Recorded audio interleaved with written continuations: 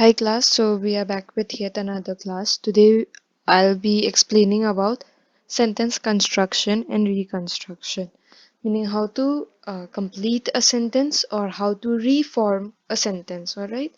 So sentence construction meaning how to make a sentence, how you can develop a sentence. And reconstruction means that you are provided with a sentence and you have to make a sentence without changing the meaning and its form and yet writing it in a different way. Alright, so let's see with examples as to how we can implement them in our daily lives. The first one being in each of the following items, sentence A is complete. Alright, while sentence B is not. Complete sentence B, making it as similar as possible to sentence A. Write sentence B in each case. So that means that sentence A will be provided and it is a complete sentence, whereas sentence B is not a complete sentence. But you have to complete the sentence that is sentence B. And that is what we call sentence reconstruction. Alright? So let's look at the first example.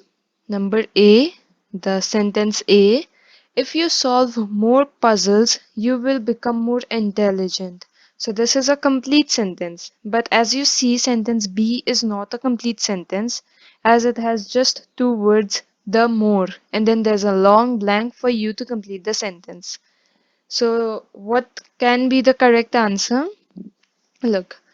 The answer will be if you reconstruct sentence B, you will get the more puzzles you solve, the more intelligent you become. So you see the meaning of sentence A and the answer that I wrote as sentence B is same. The meaning and the purpose of the sentence have not changed and we've stuck to the rule as it was said to start sentence B with the more and we have started our answer with the more. Alright?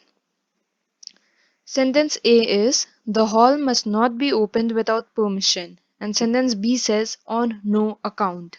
So we have to start sentence B with on no account and we have to keep it as similar to sentence A as possible. The meaning of the sentence should not change. So it is on no account the hall should be opened without permission. Alright? So you see the meaning has not changed of the sentence. The meaning is same to same and yet we've stuck to the rule as to starting with the sentence with on no account. Let's look at the other example. Sentence A says, look, this is a direct sentence. It is a conversation sentence, alright? Number A, sentence A is a conversation direct sentence. In quotes, will you be at home tomorrow evening? Quotes closed. I asked my friend. Whichever is inside the quote is a direct sentence spoken by this person to his or her friend. Alright? So sentence B we have to start with I asked my friend whether. As whether is there, that means that the sentence will not be a direct sentence anymore. It has to be converted into an indirect sentence. Alright? If in place of whether, the sentence B would have started with I asked my friend, comma, then we could have used the quotations and quoted the above sentence, will you be at home tomorrow evening? But instead of comma, here we have whether. So let's see the answer. It will be I asked my friend whether he would be at home the following evening. So you see the direct sentence has been turned to or converted to an indirect sentence, yet the meaning of the sentence is the same. Sentence A. She made no sound as she went upstairs. Not a sound. We have to start with not a sound.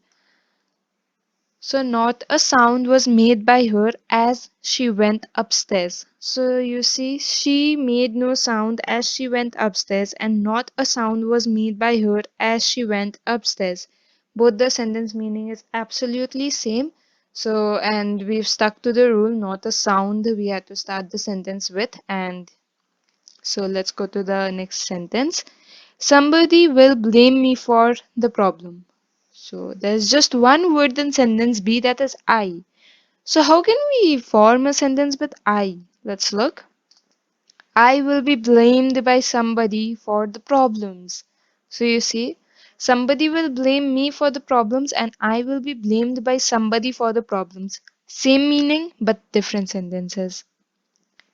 The last time we met each other was in 2005. And now we have to start the sentence with we. So we had not met each other since 2005. So you see, the last time we met each other was in 2005, and we had not met each other since 2005 has the same meaning, and the rules have also been kept with just starting with we. The next one being sentence A is she reached the hospital although the snow was falling heavily. Now we have to start the sentence with despite. So you must have come across a word in spite in your life. In spite of. We always use in spite with of, right? But in despite, there is no rule as such. We can use despite with anything. Despite of does not have to be used. There is no despite of, alright? In spite of is there, despite of is not there, alright? After despite, we directly write the sentence like, despite the heavy snowfall, she reached the hospital. So you see, she reached the hospital although the snow was falling heavily, and despite the heavy snowfall, she reached the hospital. So similar, shorter, but the same meaning. Alright? If David does not come, Richard will. So we have to start sentence B with either. And I hope you all know that with either we have to use or. If either comes or will be there in the sentence, or else the sentence will be considered as wrong. Alright? Like with either we use or, with neither we use nor. Alright? This is a combination that has to be kept in mind while we use either or neither. Either or, neither nor. Keep this in mind. Alright? So the sentence is either David or Richard will come. Alright? Either or. You see? Either David or Richard will come. Alright? Let's move to the next example. Number A is we did not take, it will be your, alright? Out here there's a typing mistake. Please ignore that. We did not take your advice, so we lost the case. It will be your. Please keep that in mind. So we have to start sentence B with if. So if we had taken your advice, we would not have lost the case.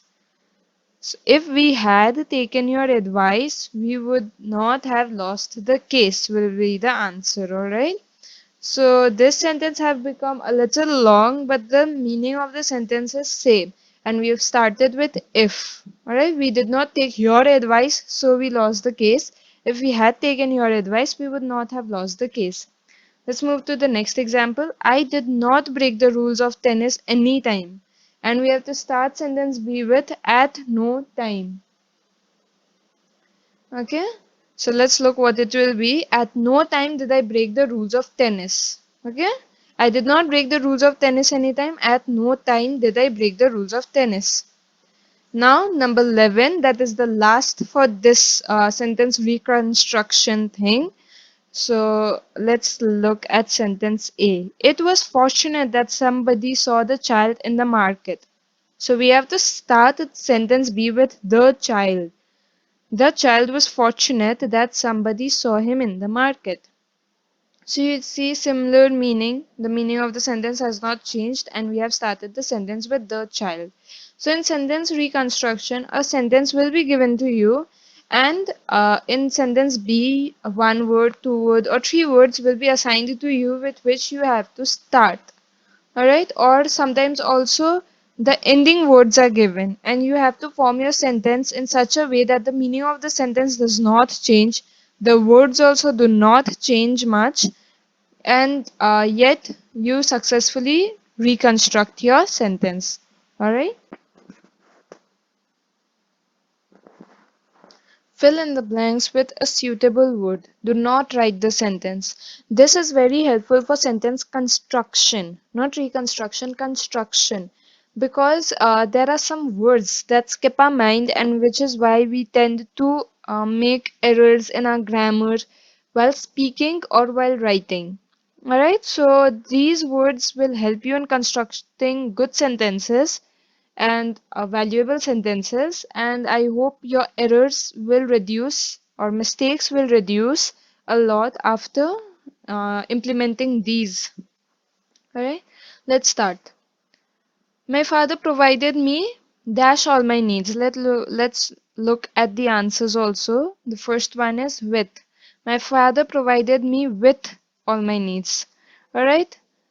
The government has invested heavily dash public transport. The government has invested heavily in public transport. Alright, the new job invested him dash good a good deal of responsibility. So it is the new job invested him with a good deal of responsibility. She could not take the heat dash this level of competition. She could not take the heat of this level of competition. Alright, this oven takes a while to heat dash. This oven takes a while to heat up. He was too lucky to get away dash only a fine. He was too lucky to get away with only a fine. Renu soon got ahead dash others in the class. Renu soon got ahead of others in her class. Traffic in the town has dropped dash since the new flyover has opened. Traffic in the town has dropped off since the new flyover has opened. Look, what is the difference between OF off and OFF off? Is that when we denote something, alright, then it comes off. OF, it is used for denoting something, and OFF is to get rid of something or to drop something or to eliminate something is OFF off. Alright? She has dropped out of active politics. Instead of out, we can also use she has dropped off. Like here there is she has dropped dash off active politics, right? If the sentence would have been she has dropped dash active politics, then we could have used off off as she has dropped off active politics. The meaning of the sentence wouldn't have changed. I hope the concept of OF off and OFF off is understood by you all. So I come dash an old friend in the market. I come across an old friend in the market. When you meet someone, when you discover someone in your day-to-day life, or when you are going out somewhere, or when you are just visiting somewhere, alright, and you come across someone.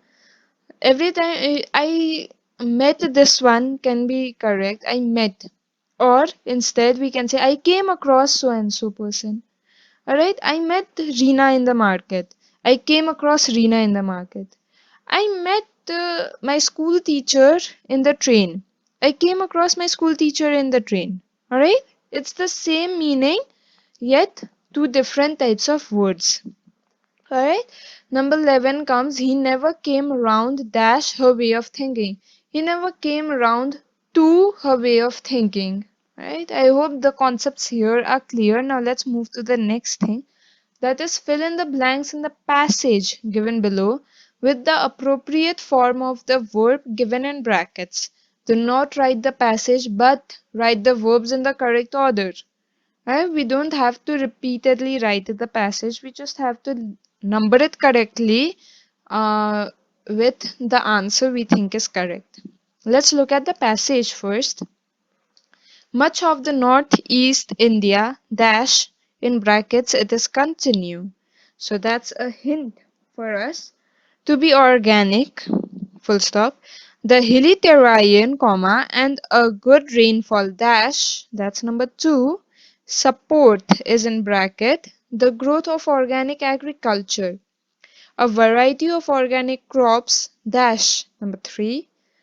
Grow is the hint. In this part of India, only two northeastern states, Assam and Meghalaya, that is number 4 dash, export is the hint, organic products in 2016 to 2017 dash fifth dash, realize is the hint, the potential of this region and to help increase the farmers' income.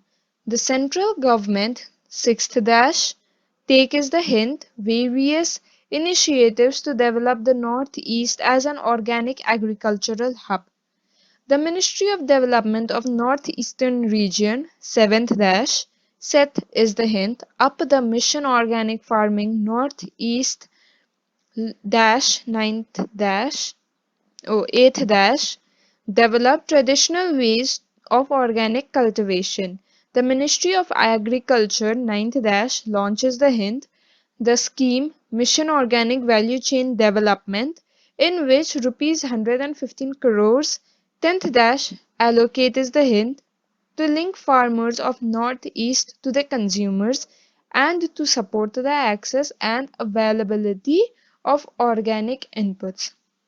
So this is the question, alright, and this is the passage to which you have to use the hints. Beside each bracket, a hint is specified. You have to use that word in the correct form, in the correct tense, and implement it in the passage. Now let's look at this passage's correct form of answers. So let's read the passage with the answers now so that the concept is clear to you also, right? Wherever there is present tense, we have to write the present tense of the word given in the bracket. Wherever there is past tense, we have to use the past tense given in the brackets hint. And wherever there is future tense, we have to use the word given in the bracket in future tense, alright, and implement it in the passage. Now let's read the passage with the answers. Much of the northeast India continues to be organic. The hilly terrain and good rainfall have supported the growth of the organic agriculture. A variety of organic crops are grown in this part of India. So you see this is a present continuous tense, that is why we are using present continuous from number 1 to number 3. Now let's look at the other section, other paragraph of the passage, alright? Only two northeastern states, Assam and Meghalaya, exported organic products in 2016 to 2017. Alright, full stop out there. So see, number 4 is talking about a past thing. So that is why we use the past form of export as exported. Realizing the potential of this region and to help increase the farmers' income, the central government has taken various initiatives to develop the Northeast as an organic agriculture hub. So you see number 5 and number 6, the sentence was in present continuous. That is why we used the form of present continuous uh, tense to implement in this passage. Alright, now let's see the answers from 7 to 10. The Ministry of Development of Northeastern Region has set up the Mission Organic Farming Northeast to develop traditional ways of organic cultivation. The Ministry of Agriculture launched the scheme Mission Organic Value Chain Development, in which rupees 115 crores have been allocated to link farmers in Northeast to their consumers and support the access and availability of organic inputs. So you see somewhere past tense has been used when we are talking about the already happened instances, and in places that are happening right now present tense is used, and in instances that is happening and will continue happening future tense or present futurative tense has been used. All right, things that will happen in future, future tense is used. Things that have already happened in the past, past tense is used. Things that are happening at the moment, that time present continuous tense is used. Things that will happen in the future, That time future continuous tense has been used, meaning it will happen in the future and will continue happening.